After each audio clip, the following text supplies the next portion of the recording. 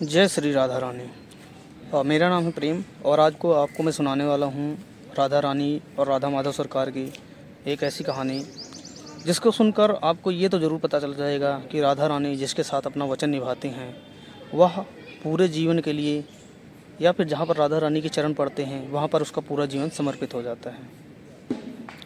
कहते हैं जो हमारा मथुरा वृंदावन है वहाँ पर राधा रानी का एक मंदिर है। वहाँ पर एक भगत हुआ करते थे, काफ़ी समय पहले की बात है। वो जो भी भगत राधा रानी के दर्शन करके जब बाहर निकलते थे तो उनको श्री राधा माधव सरकार का जो कहते हैं कि कथा होती है वो सुनाते थे।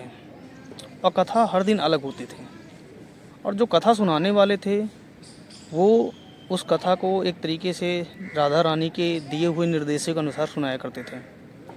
समय बीतता जाता है। कहते हैं हर जो काल होता है, काल का जो समय चक्र होता है वो चलते हुए आगे कुछ न कुछ अलग सा करता है।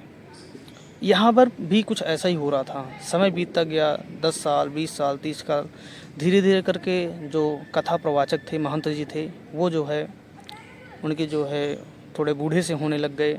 अब बूढ़े से होने लग गए, भगत आते थे, दर्शन किया राधा रानी के, और उसके बाद जो है जो महंत जी हैं उनको थोड़ा सा आँखों से दिखना कम शुरू हो गया।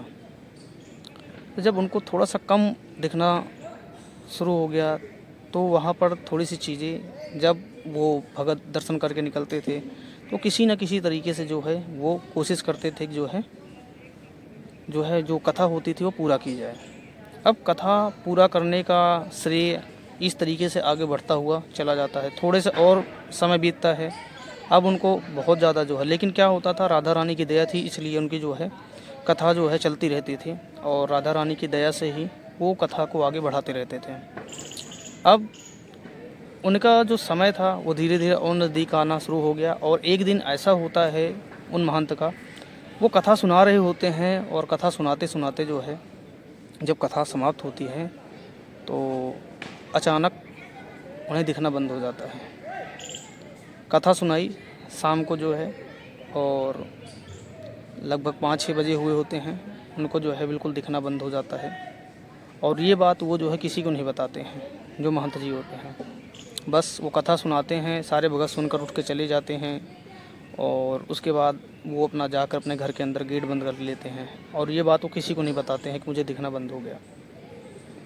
तो जो महंत जी थे वो सिर्फ राधा रानी का नाम जप रहे होते हैं। अब उनको दिखाई देना बंद हो जाता है। अब जो महंत जी वो ये सोचते हैं कि अगर मैंने कल कथा नहीं सुनाई तो मेरा एक जो वचन मैंने राधा रानी से किया हुआ है कि मैं जब तक जीऊँगा तब तक मैं जो है कथा प्रवचन करता रहूँगा, हर दिन जितने भगत आएंगे उनको मैं कथा सुनाऊँगा।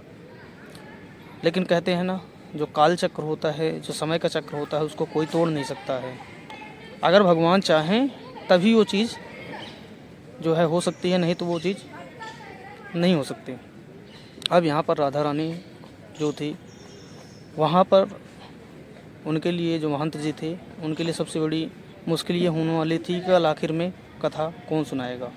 भगत आएंगे लेकिन वो कथा के लिए अब कई जगहों पर ऐसी होती है जो कथाएं चलती हैं, कई सालों तक चलने लगती हैं, तो वो जगह एक तरीके से प्रचलित हो जाती है कि इस मंदिर में आप दर्शन करने जाएंगे, उसके बाद आपको एक कथा सुनने को मिलेगी या एक कहानी सुनने को मिलेगी, चाहे 10 मिनट की हो, चाहे 1 घंटे की, चाहे 2 घंटे की हो। अब ऐसे ही समय बीतता हुआ जाता है आगे और जो महंत जी होते हैं उनको नींद नहीं आती है। तो उस जहाँ पर ये सारी की सारी चीज़ें हो रही होती हैं उस जगह पर एक कहते हैं चिकित्सक थे, लेकिन उनके घर से काफ़ी ज़्यादा दूर थे। तो किसी को बताते हैं, जो है महंत जी जो होते हैं वो अपने आस पड़ोस के लोगों से किसी से बुलवाते हैं, कहते हैं जाओ उनको जो है कि तुरंत लेकर आओ कि थोड़ी सी उनको दिक्कत हो गई कुछ समस्या का। लेकिन वो गेट नहीं खोलते हैं महंत जी। तो कोई बच्चा जो है शायद उस गांव में था या जहाँ पर बाबा जी रहते थे वहाँ पर जो है निकलते हैं, जो है वो वहीं पर रहते हैं और कोई बच्चा जो है कहता है ठीक है, मैं जो है चिकित्सक जो वहाँ पर थे, चिकित्सक जो है आयुर्वेदिक चिकित्सक, उनको जो है बता देते हैं। तो लड़का चला जाता है बताने के लिए। अब जो है जो लड़का चला गया बताने के लिए, उसके बाद फिर जो है वो अपना खाना वाना नहीं बनाते हैं महंत जी, और वो आंखें बंद करके राधा रानी का नाम जपते रहते हैं। कहते हैं कि जो राधा रानी होती हैं उनका जो चमत्कार होता है कुछ इस तरीके से होता है कि उसके बारे में कोई नहीं कह सकता कि क्या होने वाला है। समय बीतता है और राधा रानी जो है उनका आशीर्वाद वहाँ से चलता है। अब जो महंत जी होते हैं उनको रात में नींद नहीं आ रही होती है। 6 बजे उनकी आँखों की जो है रोशनी चली जाती है, 7 बज गए, 8 बज गए, 9 बज गए, 10 बज गए, 11 बज गए, 12 बजने वाले हैं। अब जब 12 बजने वाले हैं उस समय तक उनको नींद है कि आखिर में कल जो है कथा कौन सुनाएगा, और मैंने राधा रानी को वचन दिया हुआ कि जब तक मैं जीवित रहूँगा तब तक मैं आपकी कथा सुनाता रहूँगा, प्रवचन देता रहूँगा आपके नाम का। बहुत घबराहट हो रही है उनके अंदर, 12 बजने वाले हैं, उनको नींद भी नहीं आ रही है। अचानक से गेट पे कोई आवाज़ देता है कि महंत जी हैं क्या, पंडित जी हैं क्या। इनकी नींद थोड़ी सी खुलती है, हाँ हाँ मैं हूँ, बताओ।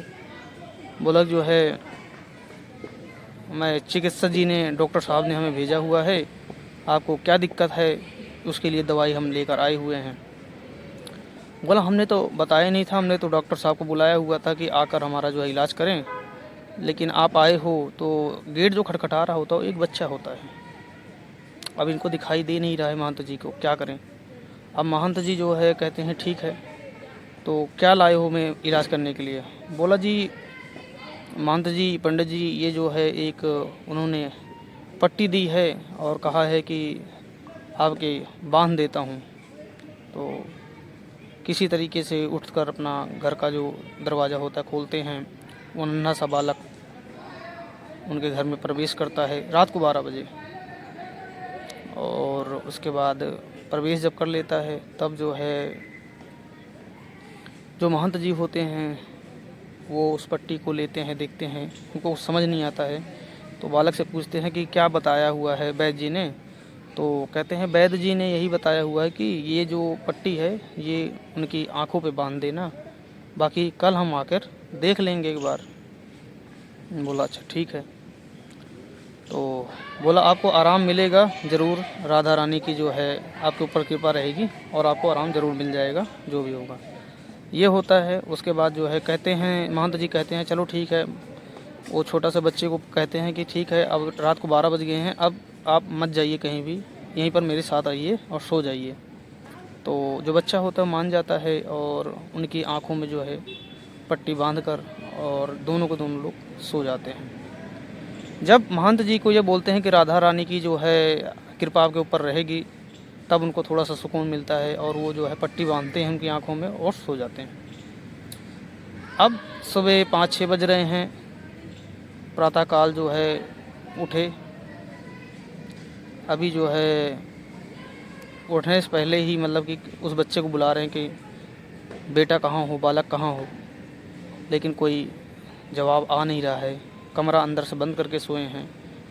वो 6-7 साल का बच्चा जो है दिखाई नहीं दे रहा उनको कुछ भी।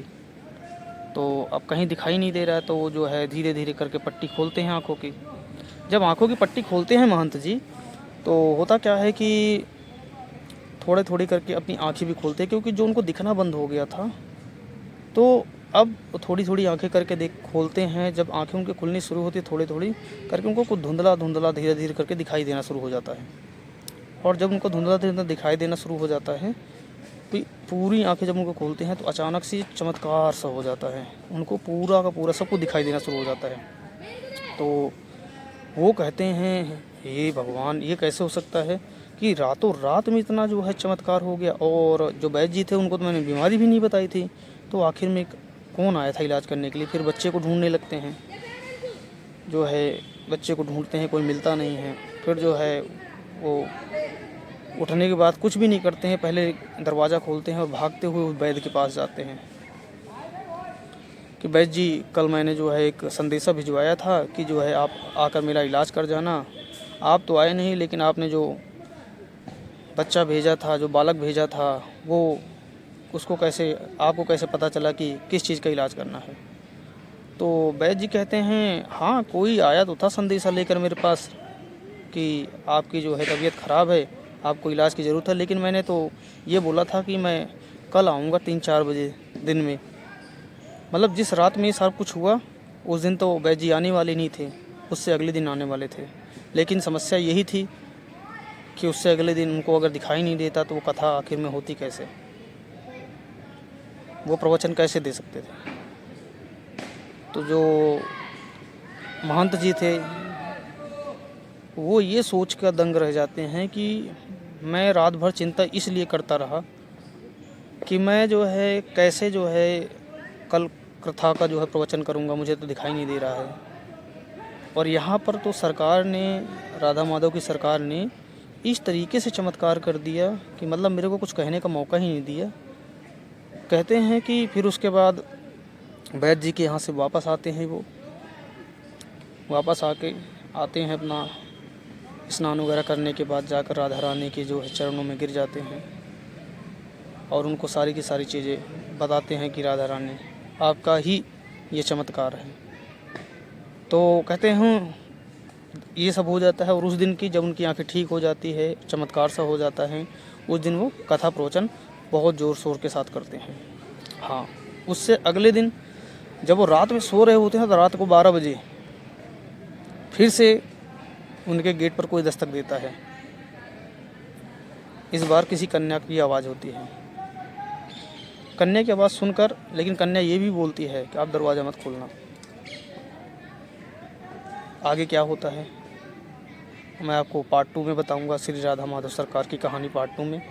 वीडियो कैसी लगी एक बार कमेंट करके आप ज़रूर बताएं। फेसबुक पे देख रहे हैं मुझे फॉलो करें, यूट्यूब पे देख रहे हैं चैनल को सब्सक्राइब करें, और कोई सुझाव हो तो आप वो भी मुझे बता सकते हैं। जय श्री राधा माधव सरकार।